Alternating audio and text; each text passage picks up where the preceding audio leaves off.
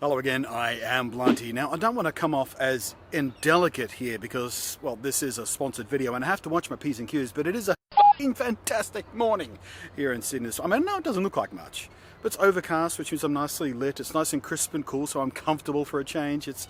I'm loving this morning. I'm feeling really enthusiastic about it. Just as enthusiastic as I'm about the product I'm going to talk to you about. How's that for a cheesy segue? Nailed it. Now, about 6 or 7 months ago, I looked at an on-camera microphone from Sennheiser called the MKE 200. You are listening to it right now. And the reason I mention that is because its big brother is here, the MKE 400. And that's what we're going to be talking about today. So before we go any further, I'm going to slap this on the camera and show you the microphone in B-roll shots and things like that, so you can actually hear what this thing sounds like as I talk to you about it. One expertly crafted jump cut later, and here we are. You're listening to the MKE 400.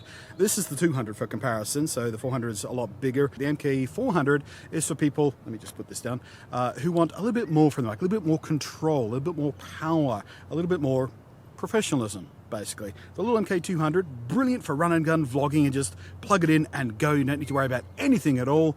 MKE 400 gives you a lot more control. Physically, it shares a lot with the MKE 200, similar style, of course, it belongs in the same family, but the same sort of rigid outside construction. The shock mounting, the wind protection is all internal, which I like. It means it's nice and protected. It means there's nothing wibbly or wobbly. There's no shock mount externally to have to worry about. You can just grab this thing, throw it in your bag, and not have to worry about snapping or breaking or stretching or anything, because everything sort of mechanically that moves is all internal. It does also come with a fuzzy, so if you're using it outdoors in actual wind, as opposed to breeze, is what we're dealing with today. Very, very light breeze, but you know, you get one of these as well if you're dealing with somewhat more challenging conditions. Also in the pack, you get 2 different cables, one for a standard camera, one with a TRSS cable on it if you need to go into your computer that has just one input-output cable, or more commonly your mobile phone. Although these days, most mobile phones, you'll need an adapter to go into the USB-C port or the Lightning port on Apple devices anyway, but that's the kind of connector they expect. So again, you can use it with any device you like.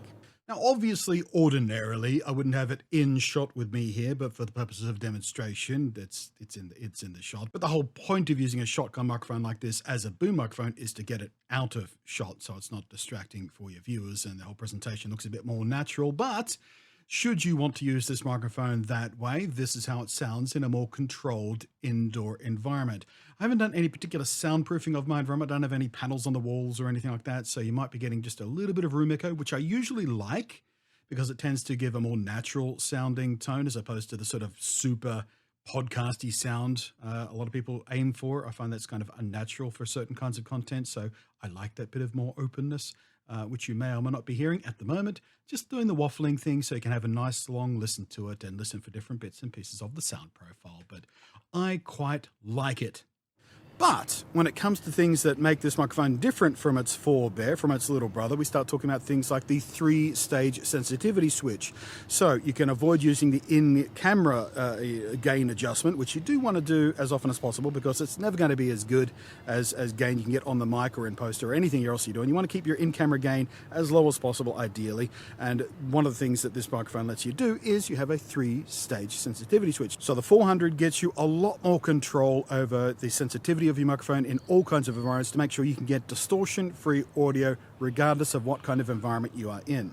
In addition to that, you also have a low-cut filter built right into the mic, so you can roll off that low end, get rid of a lot of that rumble and stuff like that, and get especially vocals a lot more clearer, a lot more crispy, and just isolate those frequencies which are present in human speech. So in particular, if you're doing something like this, it might be good to use that low-cut roll-off. Let me switch it on for you. So there you go, the low-cut roll-off is now engaged, and hopefully you should be hearing less of that traffic rumble and sort of city noise that I've got going on behind me over here, and that's why I chose this location, because I knew it always has that this time of the morning, that sort of low rumble that comes through the audio. So now with the low-cut roll-off, I should be coming through even clearer than before.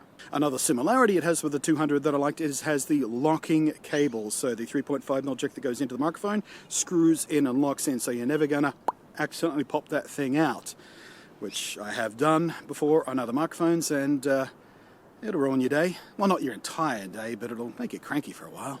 Another difference from the 200 is it has an integrated headphone port, so you can monitor directly from the microphone itself. And that feature is one of the reasons why this is the second time I'm recording this video, because the first time I recorded this video I forgot to bring with me my studio headphones so I could demonstrate that monitoring to you. And there we are. Now I can monitor directly from my microphone.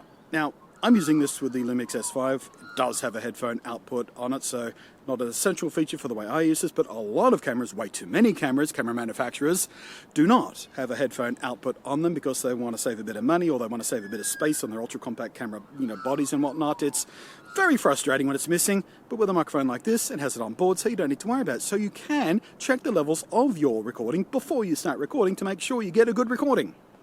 How many times did I say recording there? Oh, by the way, if you're curious, these studio headphones I'm using right here, I've got a video on those too, and they are amazing. Guess who makes them?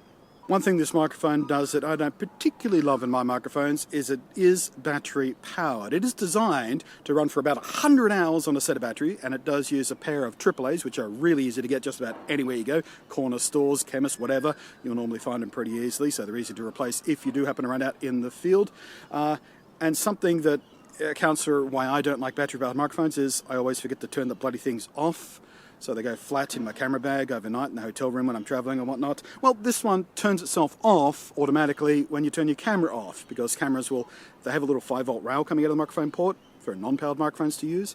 So this detects that and goes, oh, I'm not getting that 5 volts anymore. I'll shut myself off and save this idiot from draining his batteries.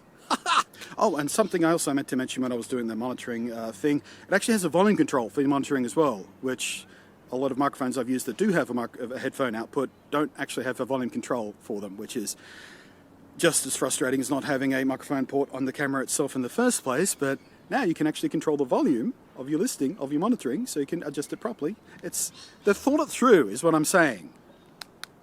They're thinking about how people actually use these things. It's one of the reasons I like Sennheiser equipment, because they do think, then do. And if you are like me and you like to travel as light as possible, which means carrying as few different pieces of equipment as possible, you like your one mic in your bag to do multiple jobs. I normally carry a shotgun mic and maybe a lavalier mic, but sometimes, one mic does a better job than the other. So I like to know that I can use my shotgun mic handheld in especially noisy environments to get a nice clear signal, get that proximity effect going, especially useful when you're doing an interview because you need to step back from the camera. That means further away from where the microphone normally is mounted. So you get, if you're looking at a mic like this, I don't think I need to explain to you why it's useful to be able to use it as a handheld. Well, you can with this. And again, let me just move my fingers around here so you can get an idea of how much handling their noise there is. Oh, also, while I've got this, it might be a good idea to show you the directionality. It is longer than the MKE 200, and internally it has a longer rejection tube thingy. I forget the actual name for it. I put it on screen. Audio engineers, you know what I'm talking about. So let's turn this around and we'll see what sort of rejection I get from the back and the sides. We'll come right around here. We're now speaking 90 degrees to it, and now we're right in front of it again. So it does have a fairly decent off-axis rejection. So there you go. If you're wondering how I'm doing this, I've just got it connected to a little wireless transmitter thing. Sennheiser makes some of those too. I'm not using theirs at the moment because I couldn't find it, so I won't mention which one I'm using, but it works. You can also just use a long cable, which is what I used to do, but people trip over it. That's very annoying. Oh, just in case on the off chance you're the type of vlogger who does the old walk and talk thing, this is what it sounds like from that kind of distance, which I'm pretty happy about, actually. Oh, and you also get a little pouchy thing. It's not much of a pouchy thing, but it's a pouchy thing all the same, so you can keep your spare cable and your fluffy thing and your microphone, protected from dings and scratches when you do throw it into your bag like you can, because again, I like how it's built. It's nice and robust. So there you go. That's a little rundown, and listen to the brand new MKE 400 from Sennheiser. Now, be careful when you buy one of these, because there was an older model also called the MKE 400. It looks very different. It's all skinny and sort of look like a little birdie beak thing. I had one of those way back when. Didn't love it. It was a great microphone, but the sound profile and the way it treated my voice, because I do have a fairly sort of low voice. I mean, it's not super deep, but it's fairly low. And this microphone was extremely crispy clear, and I didn't like how I sounded on it. But this one, re-engineered, I mean, they're giving it the same name, but it's completely re-engineered from the ground up, basically. And this one definitely gets my stamp of approval. I mean, this is a sponsored video, so of course I'm going to say it's a good thing. But you know me also, I wouldn't lie about it if it wasn't a good thing. I just wouldn't take Sennheiser's money. But I do keep taking Sennheiser's money because frankly, everything they throw at me, say, hey, you want to check this out? Whether or not it's a sponsored video, I go, yeah, I want to check that out. And guess what? Turns out to be good because, I don't know if you've noticed, but Sennheiser tend to know what they're doing when it comes to audio gear. Have you noticed? I have. That's why I keep using them. Thanks for watching. I am Blunty. Thank you to Sennheiser for sponsoring this video. Thank you to the patrons floating up above there. I went for the salute too early. I am Blunty, and I will catch you next time.